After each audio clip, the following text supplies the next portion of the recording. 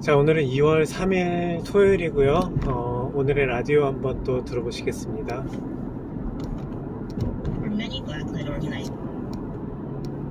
To All News Radio City News 680, a 48-year-old man is facing multiple charges, including attempted murder following a stabbing. Toronto police say on Thursday at around 7 p.m. they received a call for an altercation near Don Valley Drive and Hillside Drive. The victim and suspect allegedly got into a fight when the suspect pulled a knife and stabbed the victim multiple times. The victim currently remains in hospital with life-threatening injuries. Bassanio Bartley of Toronto is facing 3 charges, including aggravated assault and assault with a weapon.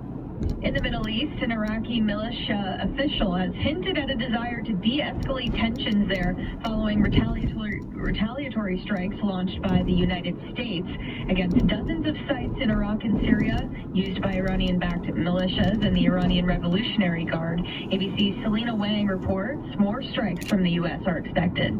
The White House is saying those strikes in Iraq and Syria were successful, but makes clear that this is just the beginning, with more strikes in the coming days. U.S. officials say the barrage has degraded, damaged the capabilities of these Iranian-backed militias, hitting targets they say were clearly connected to the attacks on U.S. forces in the region. The U.S. officials also add that the targets were chosen to avoid civilian casualties.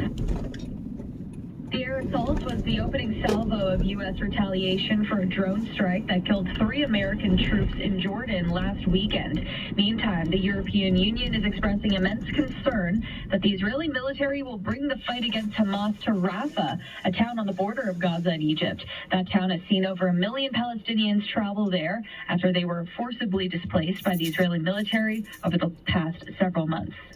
You're listening to All News Radio City News 680. Crews continue to respond to an earthquake that struck in Oklahoma late last night. It was reported at around 11:30 p.m. about 42 miles east of Oklahoma City. The U.S. Geological Survey says it was at 5.1 magnitude and was followed by 2 smaller tremors. No word yet if anyone was killed. City News Time 8:36. Happening now across the city, Toronto's pothole patrol is getting ready to kick some asphalt. The first repair blitz of the year is happening right now until 6 o'clock tonight. Crews are taking advantage of the warmer weather to fill in as many as they can with a focus on resolving the 311 pothole service requests. They've fixed more than 22,000 since the first of the year, and while the mild winter is giving the team more opportunity to level out the road craters, the city says the freeze-thaw roller coaster is also contributing to their existence. You're listening to 방금 나온 게 되게 재밌는 스토리인데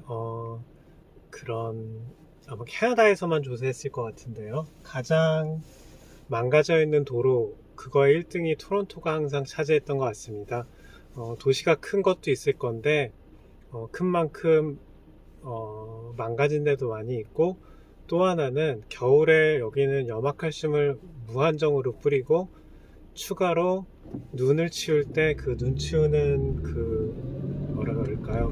밀고 지나가는 게 뭐 길은 생각하지 않는 것 같습니다. 그냥 다 부시면서 다니는 것도 분명히 있는 것 같고요. 그게 복합이 돼서 상당히 안 좋은 길이 너무 많고요. 지금도 가면서 중간중간에 파솔이 계속 있는데요. 그래서 이제 올해 정말 희한하게 되게 따뜻한 지금 겨울인데 오늘 밤 6시라고 하나요? 그때부터 파솔을 막는 거를 해보겠다, 이런 거 기사가 나온 겁니다. City News Time 8:38. Community leaders in Regent Park says funding of community service helped to decrease gun deaths in that neighborhood, which marked a total of 0 gun deaths in 2023. Fareed Jalil manages the center. In this community, if you have the right resources, we may be good. Usually, kids like to be bad to me.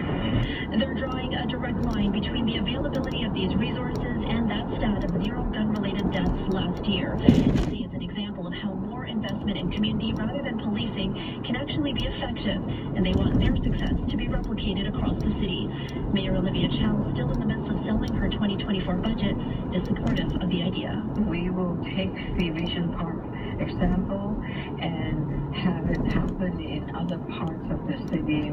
City Council is set to finalize the budget on February 14th. In Regent Park, Erica Natividad, City News. City News Time 8:38. The TTC is increasing service today for the NHL All-Star Game trains on Line 1 as well as all downtown streetcar routes. We'll see more service than usual, but if you're coming from Scarborough, a heads up, Line 2 is shut down this weekend between Warden and Kennedy stations. This is due to track repair, but shuttle buses are running. The NHL's All-Star festivities continued last night with the skills competition, and a pair of Maple Leafs dazzled the home crowd. Austin Matthews was massive in the hardest shot challenge, ripping the puck at 96 miles per hour. He also impressed in accuracy shooting. William Nylander, meanwhile, was magnificent with his stick handling, completing the call for GTA locations. Conditions apply. Visit aerofurniture.com. That's aerofurniture.com. Sometimes a smile isn't a smile. Sometimes it's a shield that hides the struggle.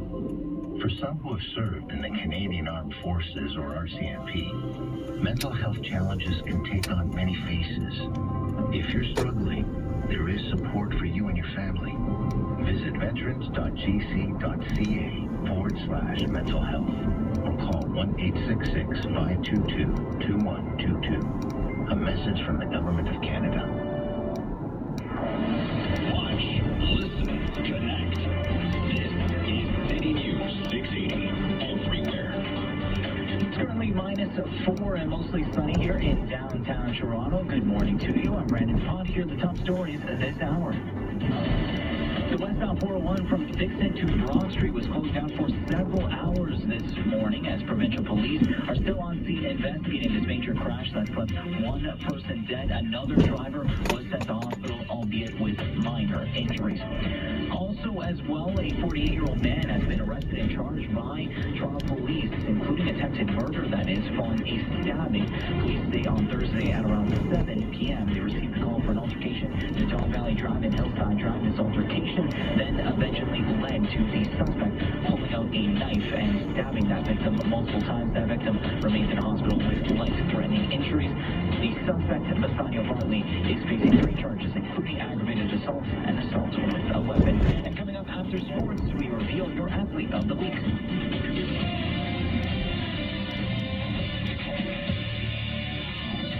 And speaking of